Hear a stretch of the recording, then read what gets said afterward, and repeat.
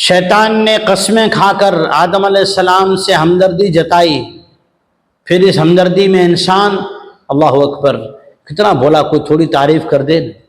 آدم علیہ السلام سے لے کر آج تک یہ بات چلی آ رہی ہے، جہاں جہاں مسلمانوں کے ساتھ تھوڑی سی ہمدردی کی گئی، تھوڑی وفاداری کے کچھ کرشمات ایسے ظاہری طور پہ دکھائے گئے نا، انسان اپنے آپ کو بیچ دیتا ہے، اپنی ساری چیزیں بیچ دیتا ہے، یہاں تک کہ ایمان بیچ رہا ہے۔ سنیے اور قرآن مجید سے نصیحت۔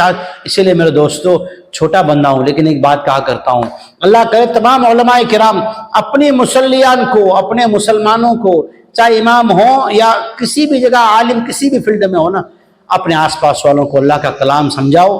یہ کلام سارے انسانوں کے لیے ہیں، نہیں سمجھایا جا رہا ہے نا، تبھی بیچارے اس طرح بک جا رہے ہیں، قصوروار مجھ جیسے ہی۔